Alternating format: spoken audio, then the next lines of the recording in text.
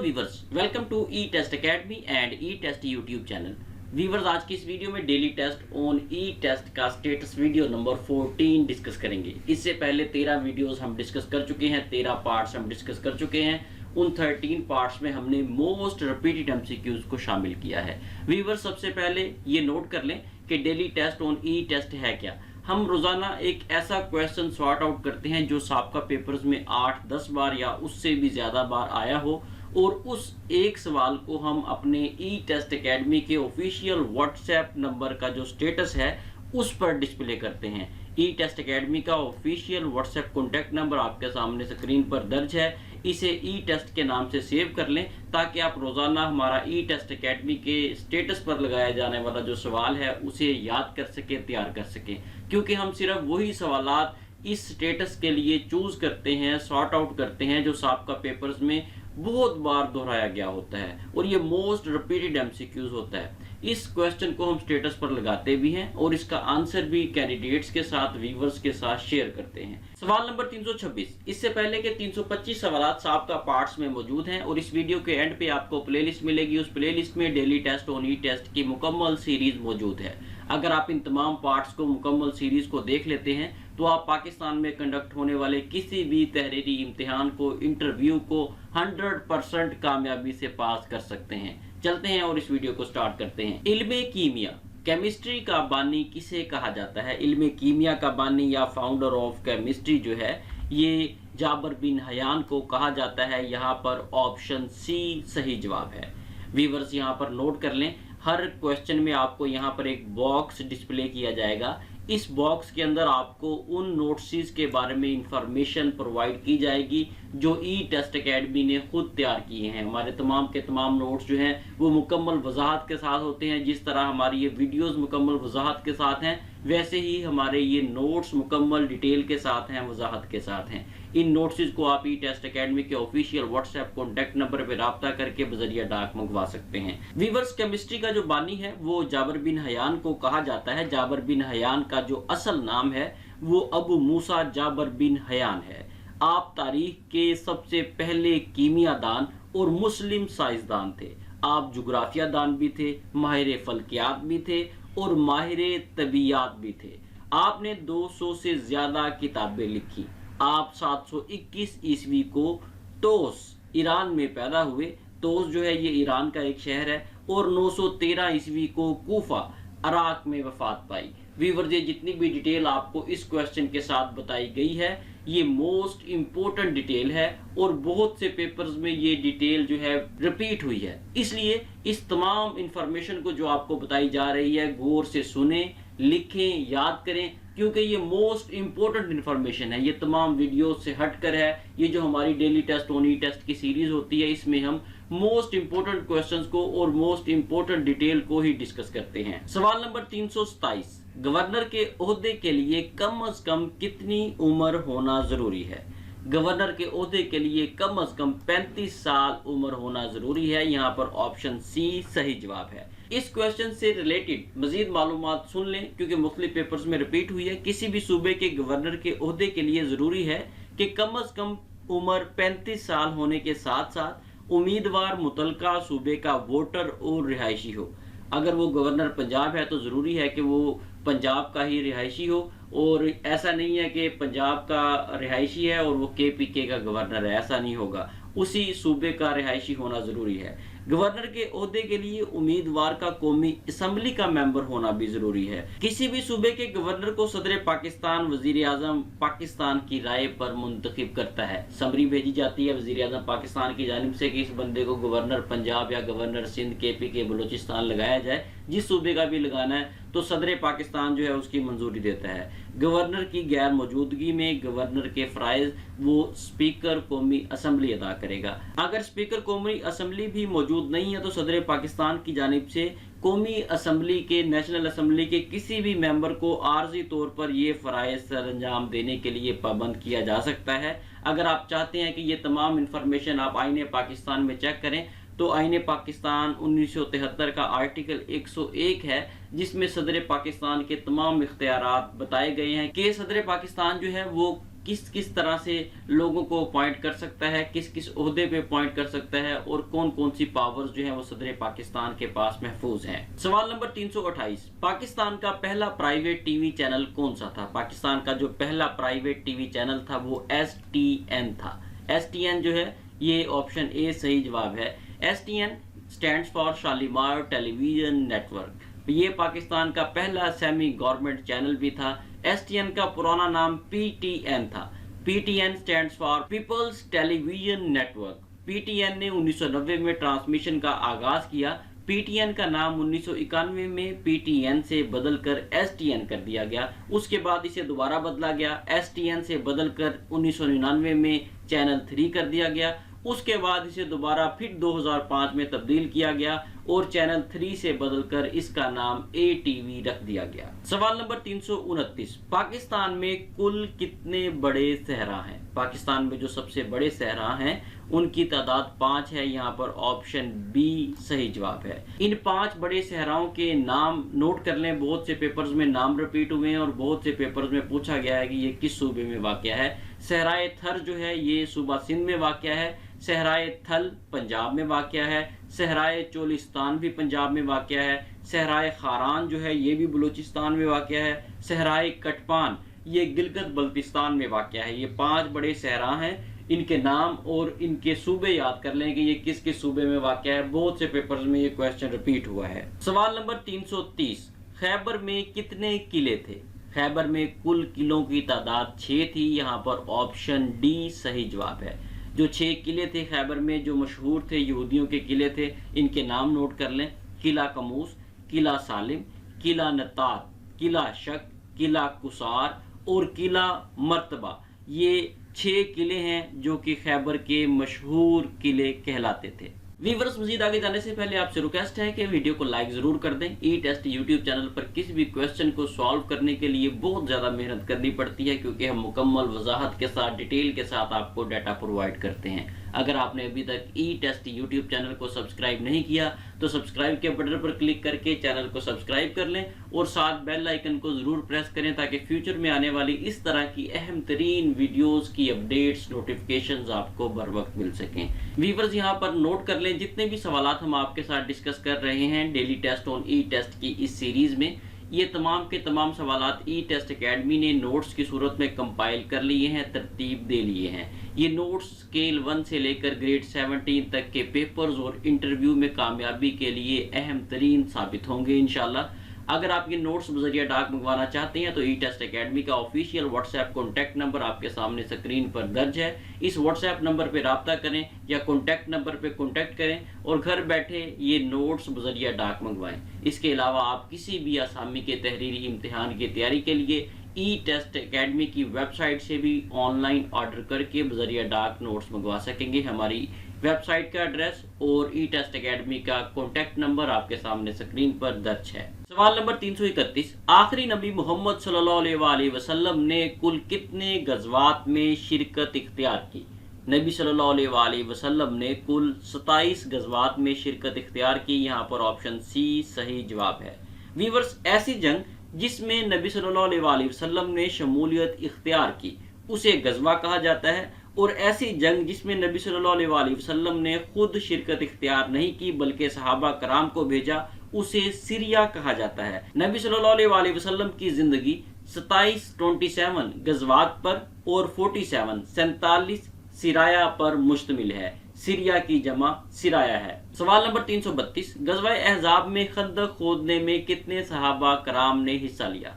गज़वा अहज़ाब में खंदक खोदने में 3000 सहाबा कराम ने हिस्सा लिया। यहाँ पर ऑप्शन डी सही जवाब है। गज़वा अहज़ाब जो है ये शवाल 5 हिजरी में लड़ा गया। गज़वा अहज़ाब में कुल मुसलमानों की तादाद 3000 थी, जबकि कुफार की तादाद 10,000 थी।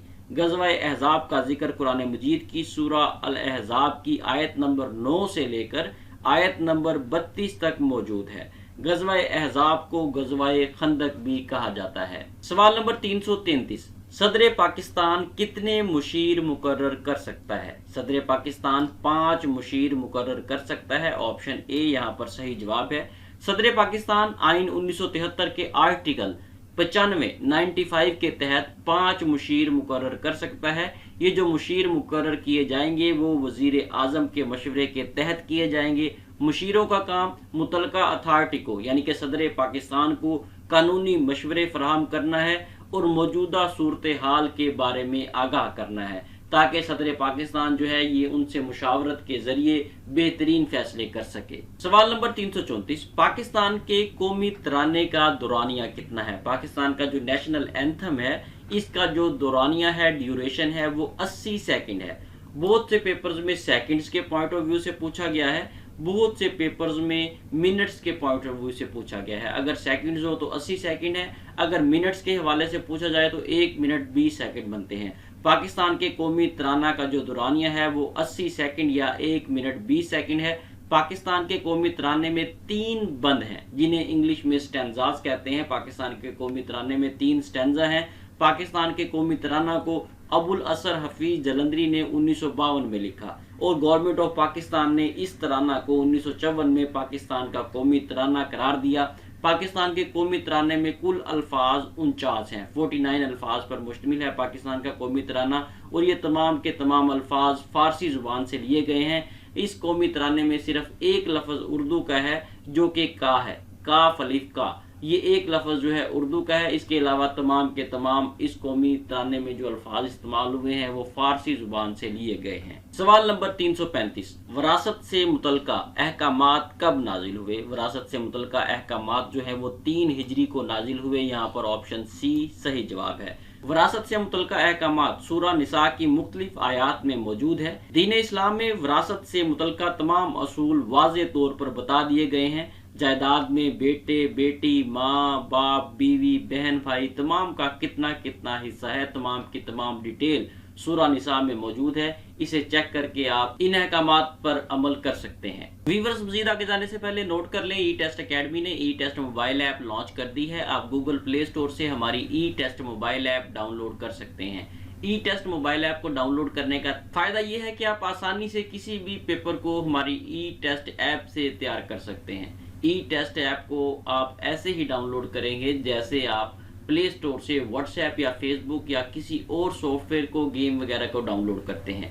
गूगल प्ले स्टोर में जाएं, वहां पर ई टेस्ट लिख कर सर्च करें, आपके सामने पहले नंबर पर ई टेस्ट मोबाइल ऐप आएगी। इसे डाउनलोड करें और जैसे ही डाउनलोड करें तो हमारी इस ऐप की हौसला अफजाई के लिए 5 स्टार रेटिंग जरूर दिया करें और साथ साथ कमेंट्स में हमें सजेशन जरूर दिया करें ताकि हम इस ऐप को मजीद बेहतर से बेहतरीन कर सकें। सवाल नंबर 336, एशिया के 14 बुलंद तरीन पहाड़ों में से कितने पहाड़ पाकिस्तान में वाक़ हैं? एशिया के 14 बुलंद तरीन पहाड़ों में से 5 पहाड़ जो हैं वो पाकिस्तान में वाक़ हैं। व्यूअर्स, इन 5 पहाड़ों के नाम और इनकी ऊंचाई याद कर लें। बहुत से पेपर्स में रिपीट हुई है, पहले इनके नाम बता रहा हूँ और साथ इसकी ऊंचाई भी आपको नोट करवा रहा हूँ। नोट कर लें, लिख लें। K2 नागा पर्वत, गशरबरम 1, गशरबरम 2, ब्रॉड पीक, ये 5 पहाड़ हैं जो एशिया के बुलंद तरीन पहाड़ों में शुमार होते हैं। ये 5 के 5 पाकिस्तान में वाक़ हैं। इनकी ऊंचाई नोट कर लें। K2 की ऊंचाई 8311 मीटर्स है। नागा पर्वत की ऊंचाई 8126 मीटर्स है। गशरबरम 1 की ऊंचाई 8080 मीटर्स है। गशरबरम 2 की ऊंचाई 8035 मीटर्स है और ब्रॉड पीक की ऊंचाई जो है ये 8051 मीटर्स है। व्यूअर्स, ये तमाम की तमाम इंफॉर्मेशन लिख लें, याद कर लें, क्योंकि ये मोस्ट इंपॉर्टेंट है। अगर आपने नोट्स मंगवा लिए हैं, ये मुकम्मल सीरीज आपने नोट्स की सूरत में मंगवा ली है, फिर तो आपको लिखने की ज़रूरत नहीं है। अगर आपने ये सीरीज नोट्स की सूरत में नहीं मंगवाई तो इस तमाम इंफॉर्मेशन को लिख लें, क्योंकि ये मोस्ट इंपॉर्टेंट है। सवाल नंबर 337, ड्रामा अनारकली किसने लिखा? ड्रामा अनारकली जो है ये इम्तियाज अली ताज ने लिखा। यहाँ पर ऑप्शन ए सही जवाब है। इम्तियाज अली ताज पाकिस्तान के उर्दू जुबान के मारूफ मुसन्निफ और ड्रामा नगार थे। अनारकली ड्रामा आपने 22 साल की उम्र में लिखा, लेकिन इस ड्रामा को पहली बार 1932 में शाया किया गया। इम्तियाज अली ताज की खिदमात को सराहते हुए इन्हें गवर्नमेंट ऑफ पाकिस्तान ने सिताराए इम्तियाज से नवाजा। सवाल नंबर 338, योम इस्तेहसाल कश्मीर कब मनाया जाता है? योम इस्तेहसाल कश्मीर हर साल 5 अगस्त को सेलिब्रेट किया जाता है। 5 अगस्त 2019 को एक सदारती हुक्मनामे में मोदी हुकूमत ने भारतीय आइन के आर्टिकल 370 और 35A की दफात को ख़त्म किया। इन दफात के तहत कश्मीरियों को शहरियत, जायदाद की मलकियत और बुनियादी हकूक के हवाले से खुसूसी हैसियत दी गई थी। इन तमाम दफात को ख़त्म कर दिया गया। कश्मीरियों के हकूक को गज़ब कर लिया गया। इसलिए हर साल कश्मीरियों के साथ योम यकजहती के इजहार के लिए हर साल 5 अगस्त को योम इस्तेहसाल कश्मीर पूरी दुनिया में मनाया जाता है। सवाल नंबर 339, जिना बाग किस मशहूर शहर में वाक़या है? जिना बाग जो है ये लाहौर में वाक़या है। ऑप्शन बी यहाँ पर सही जवाब है।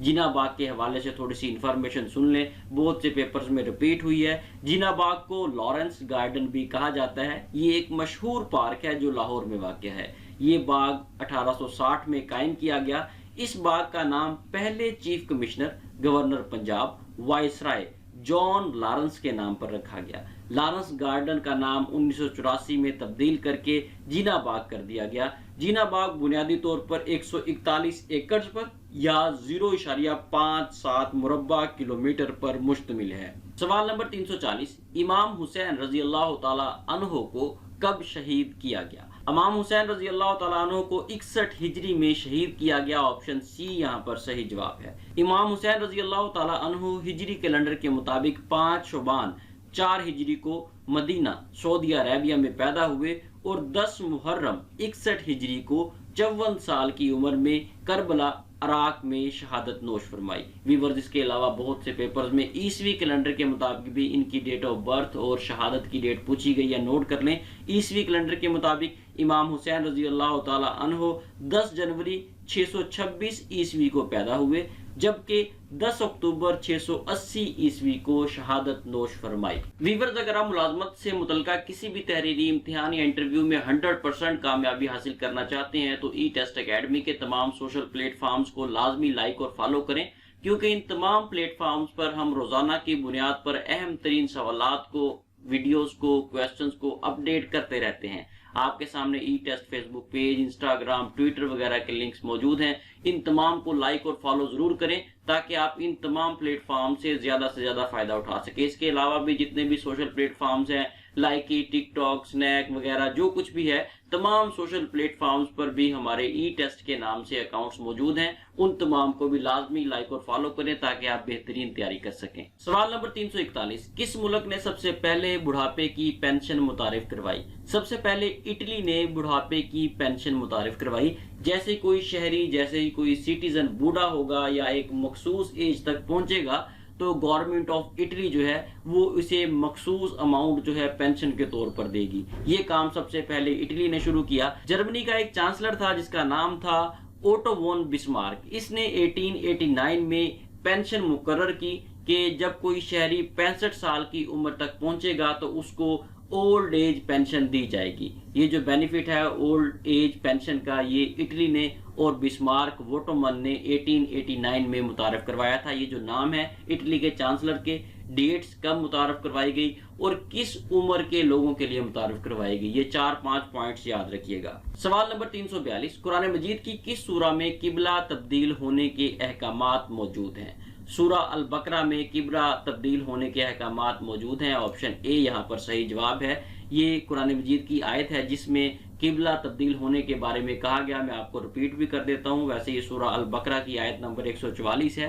ए पैगंबर, हम तुम्हारा आसमान की तरफ मुंह उठाना देख रहे हैं, सो हम तुमको उसी किबला की तरफ जिसको तुम पसंद करते हो मुंह करने का हुक्म देंगे, तो अपना मुंह मस्जिद हिराम यानी कि खाना काबा की तरफ फेर लो और तुम लोग जहां हुआ करो नमाज पढ़ने के वक्त उसी मस्जिद की तरफ मुंह कर लिया करो। और जिन लोगों को किताब दी गई है वो खूब जानते हैं कि नया किबला इनके परवरदिगार की तरफ से हक है और ये जो काम करते हैं अल्लाह इनसे बेखबर नहीं। ये आयत है सूरा अल बकरा की 144 नंबर, जिसमें किबला तब्दील होने का हुक्म दिया गया था। सवाल नंबर 343, FIA एक्ट को कब मंजूर किया गया? FIA एक्ट को 1974 में मंजूर किया गया। ऑप्शन बी यहाँ पर सही जवाब है। FIA stands for federal investigation agency. FIA act को 1974 में पार्लियामेंट ऑफ पाकिस्तान ने मंजूर किया। FIA की बुनियाद 13 जनवरी 1975 को जुल्फकार अली भुट्टो ने रखी। FIA एक वफाकी अदारा है।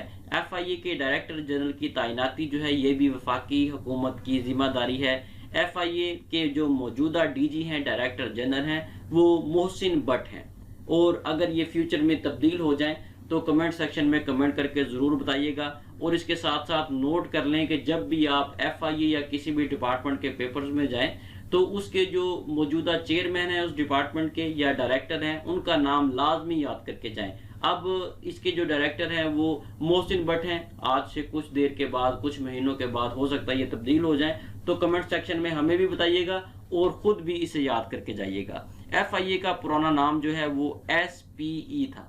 SPE stands for special police establishment. ये जितनी भी इंफॉर्मेशन आपको बताई जा रही है इसको लाजमी याद करें। ये मुख्तलिफ पेपर्स में से लिए गए क्वेश्चंस ही हैं जो हम आपको शॉर्ट डिटेल में मुहैया कर रहे हैं। सवाल number 344, federal board of revenue को कब कायम किया गया? फेडरल बोर्ड ऑफ रेवेन्यू को 1950 में कायम किया गया। यहाँ पर ऑप्शन बी सही जवाब है। Federal board of revenue FBR को 1 जुलाई 1950 को कायम किया गया। फेडरल बोर्ड ऑफ रेवेन्यू का पुराना नाम central board of revenue CBR था, जिसे FBR एक्ट 2007 के तहत जुलाई 2007 में central board of revenue CBR से तब्दील करके FBR federal board of revenue कर दिया गया। FBR का बुनियादी तौर पर काम तमाम अफराद और कारोबारी अदारों से टैक्स इकट्ठा करना है। FBR के जो मौजूदा चेयरमैन हैं वो आसिम अहमद हैं। सवाल नंबर 345, नोबेल प्राइज कितनी कैटेगरी में दिया जाता है? नोबेल प्राइज जो है ये कुल 6 कैटेगरीज में दिया जाता है। यहाँ पर ऑप्शन सी सही जवाब है।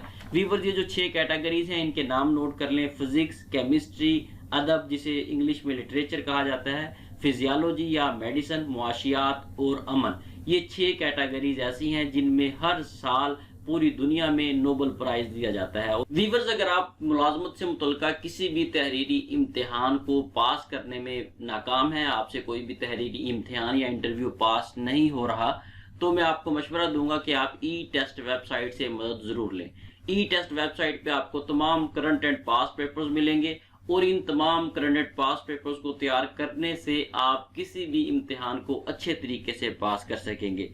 मोस्टली कैंडिडेट्स जो इंटरव्यूज में या पेपर्स में फेल होते हैं वो इसलिए फेल होते हैं क्योंकि उन्हें साबका पेपर्स का पता ही नहीं होता, साबका इंटरव्यूज का पता ही नहीं होता कि किस तरह के सवालात साबका पेपर्स में पूछे गए हैं। अगर उन्हें उन सवालात का पता हो तो वो अपनी मजीद बेहतर तैयारी कर सके। हमारी ई-टेस्ट वेबसाइट पर सिर्फ और सिर्फ आपको मौजूदा और साबका पेपर्स मिलेंगे और जितने भी पेपर्स, जितना भी क्वेश्चन, जितने भी डाटा आपको मिलेगा वो तमाम का तमाम हलशुदा होगा। हमारी ई-टेस्ट वेबसाइट को विजिट करने का तरीकाकार सिंपल है। गूगल में जाएं, वहां पर ई-टेस्ट लिखकर सर्च करें, आपको पहले नंबर पर हमारी ई-टेस्ट वेबसाइट मिलेगी। इसे ओपन करें और अपनी रिक्वायरमेंट के मुताबिक जोन सी भी आपने तैयारी करनी है। अगर आपने असिस्टेंट के पेपर्स की तैयारी करनी है तो असिस्टेंट के पोर्शन में चले जाएं, कांस्टेबल की करनी है कांस्टेबल के पोर्शन में चले जाएं, क्लर्क की करनी है या किसी और पोस्ट की करनी है तो आप उस पोस्ट में जाकर उससे मुतल्लिका तमाम करंट एंड पास पेपर्स को तैयार जरूर करें। हमारी ई-टेस्ट वेबसाइट पर आपको 100% सॉल्व पेपर मिलेंगे और हम इस वेबसाइट पर करंट एंड पास पेपर्स के अलावा किसी किस्म का डाटा अपलोड नहीं करते। सवाल नंबर 346, हिजरी कैलेंडर के मुताबिक पाकिस्तान कब मार्ज़े वजूद में आया? हिजरी कैलेंडर के मुताबिक पाकिस्तान 1366 हिजरी को मार्ज़े वजूद में आया। ऑप्शन सी यहाँ पर सही जवाब है। हिजरी कैलेंडर के मुताबिक पाकिस्तान 27 रमजानुल मुबारक 1366 हिजरी को मार्ज़े वजूद में आया। ईसवी कैलेंडर के मुताबिक पाकिस्तान 14 अगस्त 1947 को मार्ज़े वजूद में आया। ये दोनों डेट्स याद रखें। बहुत से पेपर्स में हिजरी कैलेंडर की डेट रिपीट हुई है और हिजरी कैलेंडर की डेट जो है ये 80% कैंडिडेट्स को नहीं पता, इसलिए इन दोनों डेट्स को याद रखें ताकि पेपर्स में आपके काम आ सकें। सवाल नंबर 347, कंप्यूटर मेमोरी की कितनी इकसाम है? कंप्यूटर मेमोरी की 2 इकसाम है। यहाँ पर ऑप्शन ए सही जवाब है। कंप्यूटर मेमोरी की जो 2 इकसाम है इनमें प्राइमरी मेमोरी और सेकेंडरी मेमोरी शामिल है। प्राइमरी मेमोरी में रैम और रोम आ जाते हैं, जबकि सेकेंडरी मेमोरी में hard disk, CD, DVD, USB वगैरह ये तमाम जो है ये सेकेंडरी मेमोरी के इज्जा हैं। सवाल नंबर 348, खान की हेडवर्क्स या बैराज किस दरिया पर कायम किया गया? खान की हेडवर्क्स जो है ये दरियाए चिनाब पर तामीर किया गया। ऑप्शन डी सही जवाब है। वीवर जो खान की हेडवर्क्स है दरियाए चिनाब पर गुजरांवाला पंजाब में कायम किया गया। इस हेडवर्क्स या बैराज को 1889 में बरतानवी हुकूमत ने कायम किया। ये बैराज पाकिस्तान के पुराने बैराजों में से एक बैराज है। सवाल नंबर 349, पंजाब के पहले वजीर आला कौन थे? पंजाब के पहले वजीर आला नवाब इफ्तिखार हुसैन ममदूद थे। ऑप्शन डी यहाँ पर सही जवाब है। नवाब इफ्तिखार हुसैन जो है ये 15 अगस्त 1947 से लेकर 25 जनवरी 1949 तक वजीर आला पंजाब रहे। आपका ताल्लुक ऑल इंडिया मुस्लिम लीग से था। इस वक्त पंजाब के जो मौजूदा वजीर आला हैं वो चौधरी परवेज इलाही हैं, जिनका ताल्लुक पाकिस्तान मुस्लिम लीग काफ से है। चौधरी परवेज इलाही पंजाब के 19वें वजीर आला हैं। अगर ये फ्यूचर में तब्दील हो जाए तो कमेंट सेक्शन में कमेंट करके जरूर बताइएगा। सवाल नंबर 350, फेसबुक का पुराना नाम क्या था? फेसबुक का पुराना नाम फेस मैश था। ऑप्शन ए यहाँ पर सही जवाब है। ये इंतहाई अहम पॉइंट है, बहुत से कैंडिडेट्स को फेसबुक का पुराना नाम नहीं पता। फेसबुक को एक अमेरिकन मार्क जुकरबर्ग ने मुतारफ करवाया। मार्क जुकरबर्ग जो है ये इंटरनेट एंटरप्रेन्योर था और इसने फेसबुक को बुनियादी तौर पर 28 अक्टूबर 2003 को फेस मैश के नाम से मुतारफ करवाया।